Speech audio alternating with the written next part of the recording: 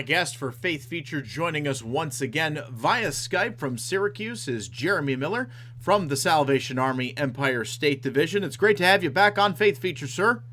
Great to be here again, Rich. It's been at least a month and a lot's happened in that time. Yeah, the world, I guess you could say, is a lot different. You could think back to when this all started. We had interviewed you, were one of the first Faith Features that we had, and it was just as we were going in, and I'm sure a lot of the things that we were thinking in our mind then were not where we are right now and not how things are looking. So I'm sure that that's probably had an effect on your emergency disaster services and everything else that you're doing at the Salvation Army. So give us an update on what's going on. Yeah, that's right. In fact, I got moved over into emergency disaster services since last we spoke, I think.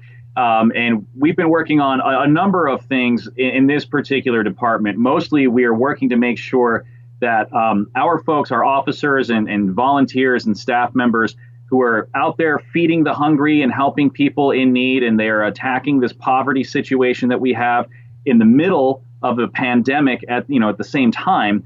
We're making sure that they have all their personal protection gear, that they are safe, that they are being protected, and that they are doing this wisely. But at the same time, this crisis is multi-pronged, or it's multiple crises really for us, because, again, we're trying to tackle poverty, we're trying to tackle hunger, and at the same time, we're dealing with this pandemic, and it's really changed the way that we've done things. We talked a little bit about that last time, how we had to switch over our soup kitchens to do a boxed or bagged lunch, and we had to switch over some of the ways that we do things, like with our food pantries. We have drive-through food pantries right now. We have teams of people in some areas that are going around just delivering boxes of food to people who are isolated in their homes. A lot of times, senior citizens.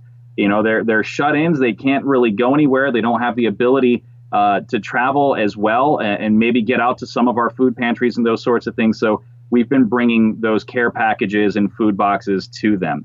So it has changed a lot. It's changed the way that we do business, the way that we take care of people, and the way we serve our communities. So one of the big things that has been an issue out there with some people, obviously, this pandemic is serious. We have lost a lot of people, not just in central New York, but in upstate New York. It has, caused major problems. But for some people, it is more than just that, because we have had so many people that have been laid off or have just lost their jobs, period. And the unemployment is skyrocketing faster than we've ever seen in our lives. It shows no signs of slowing down. With the continued uncertainty here at the end of April, looking ahead to May and June, with the continued uncertainty out there, that does not bode well for people continuing to hold their jobs and for confidence. And we're getting into a situation to where we could be talking 20, 30+% unemployment. What do we do? How does that look like? And we start running out of people to be able to help, because so many people are going to be in need of help themselves. How do you deal with that potential situation?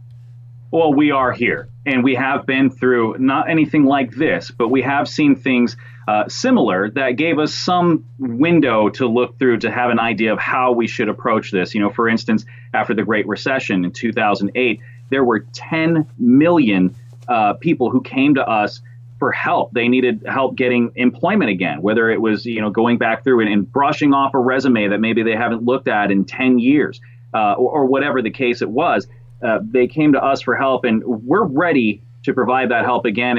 As we move through and get closer to a recovery phase, I know that we're not there yet. I know that we are dealing still with the relief portion of this. And we have already seen the need increase exponentially. In the first couple of weeks that everybody decided to quarantine and everybody was practicing social distancing and everything, we saw our need increase by 50%. The number of people that came to us for help increased by 50% just in a couple of weeks.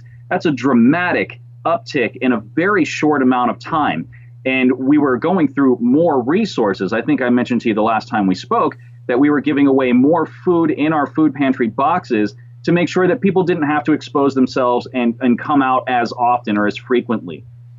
So we're going through more resources. We're seeing more people come to us for need. You mentioned that the unemployment rate is just going up and up and up, and we are seeing more and more people come to us for help. We have some areas that have served in a single week as much food as they usually serve in an entire month. I mean, and that's multiple areas, multiple locations that we have across upstate. So that's obviously a big concern. And when we get through the portion of this crisis where quarantine ends and people are starting to go back to work, we're going to hit a whole new phase of service to our community, helping people with, job skills, helping people in whatever ways that we can, whether it's continuing to help them pay the rent or pay a utility bill or whatever the case is. But we really need to maintain the wonderful partnerships that we have. We have some great corporate partners and sponsors that have been there for us. They've helped us along the way. Walmart is a huge sponsor of ours, and they've helped. We've been feeding some of the medical personnel who have been doing the mobile testing sites at certain Walmarts around upstate in Buffalo, Rochester, and Syracuse. So it's going to take a lot, and it is difficult. It's difficult to ask people when they're not sure if they're going to keep their jobs, or if their spouse has been furloughed or they've been laid off or whatever. How am I going to be able to contribute or donate to the Salvation Army or anyone again in order to help someone else if I don't know where I'm going to get my next meal? And I understand that, and it's a really difficult position for a lot of people to be in. We saw a lot of people who were able to donate their checks that they got from the federal government as part of the stimulus package.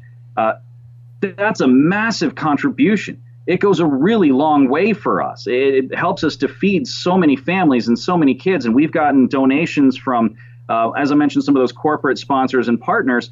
A lot of food companies have been giving us food products that we can distribute to people in need. And the most recent one was with the American Dairy Association and the Dairy Farmers of America. Dairy farmers have been hit really hard by this. I was just going to ask you about that. Yeah.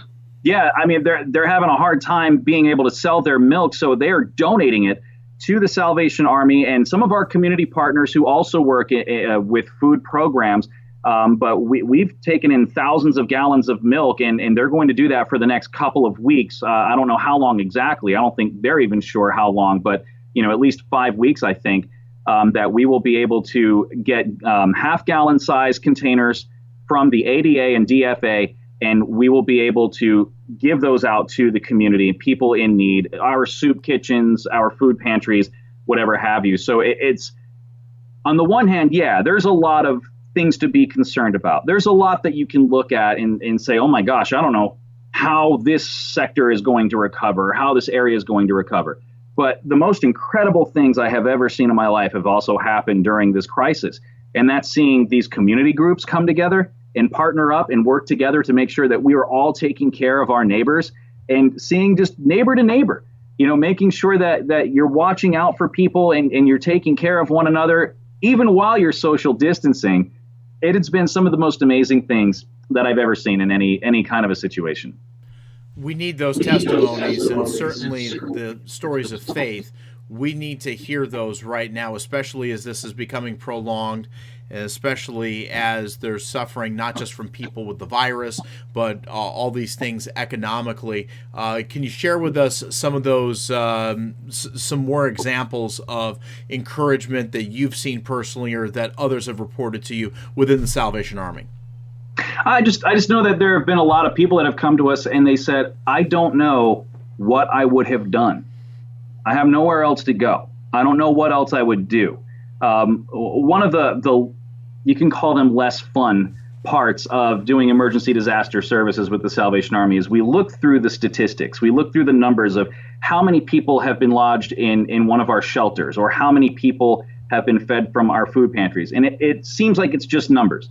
But those numbers tell stories. Those numbers have those testimonies embedded or encoded in them. And you can see what our officers and volunteers and staff members on the front lines of this are seeing every day, what they're going through and who they are serving and how. One of the columns in that is how many Bibles or tracts have you given away, and I am amazed to see dozens in a single feeding event just given out. I mean, just giving away Bibles to people to make sure that they have hope in the Word of God. And there are also spiritual counseling where they will talk to someone, just picking up the phone and calling somebody and saying, hey, how are you doing? What can we do for you, and how can we pray for you? Just listen to them. Just listening to somebody talk and be able to share, their feelings. All these little numbers that we see come across our desks, our home office desks at this point, they all tell a story, and you see so many people that are being fed, and not just physically. They're being fed emotionally, and they're being fed spiritually. And that's one of the most beautiful parts of my job, being able to see that and being able to see how I'm one cog or one wheel in this outfit, in this organization, this church that just loves people, loves the community, and is giving everything that we have to make sure that everyone is taken care of. We don't ever want anyone to be homeless, cold, hungry, left out spiritually, hopeless.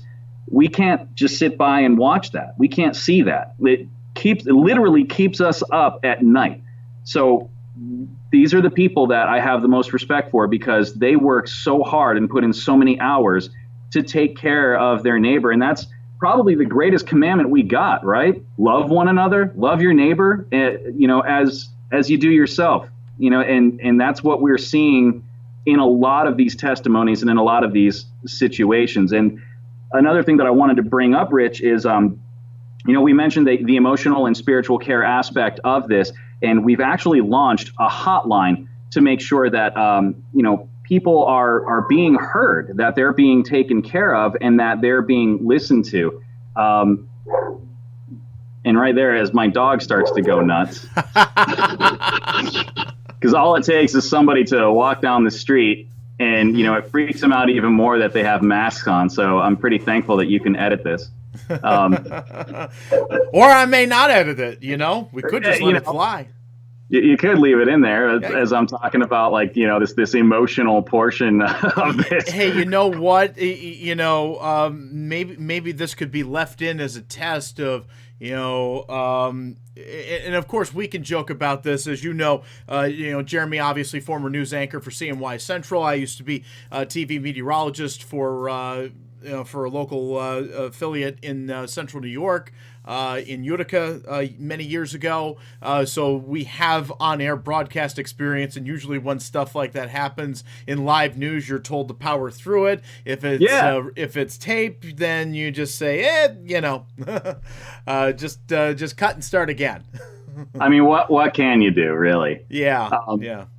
But to get back to the emotional and spiritual care aspect of this, it's a nationwide hotline that we have launched, and you can call from upstate New York, and you can be connected with someone that will be there for you. They can counsel you. There's going to be a portion of this as we go to recover from this crisis and from this pandemic.